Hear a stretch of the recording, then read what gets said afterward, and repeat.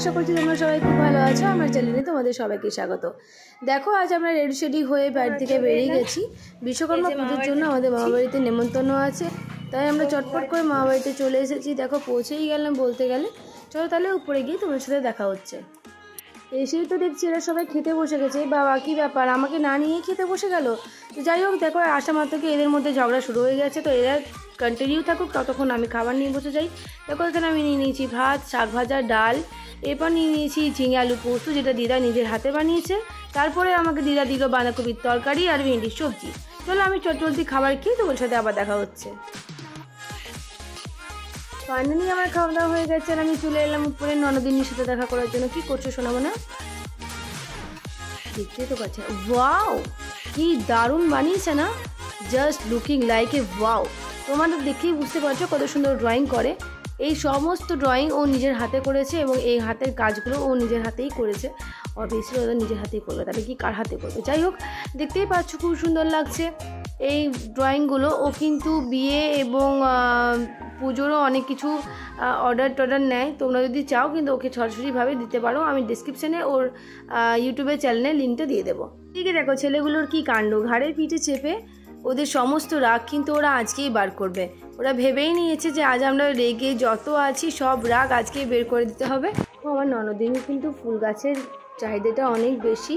ও কিন্তু গোটা ছাদ ভর্তি করে ফুল গাছ শুধু লাগিয়েছে, শুধু ফুল গাছ, নানা রকম ধরনের ফুল গাছ রয়েছে।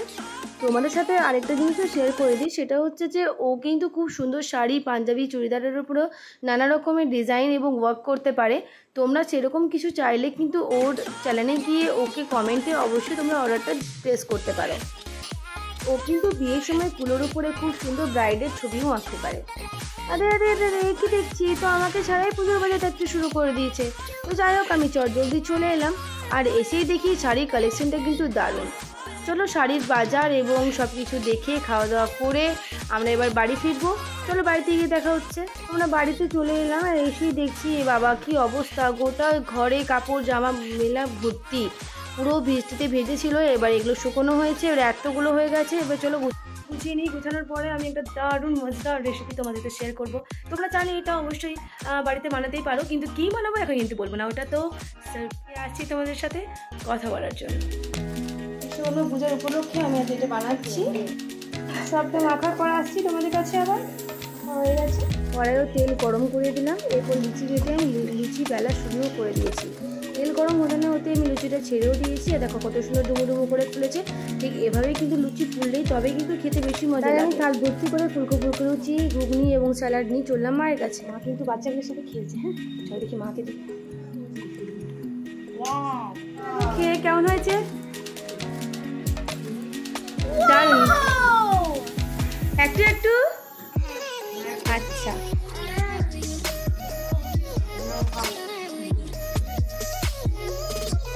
কেমন হয়েছে? ওয়াও, দারুণ। ইয়েস, আমরা সাকসেস। তোমরাও কিন্তু এভাবে বানিয়ে দেখো। সবাই বলছে না পার্টি হয়েছে।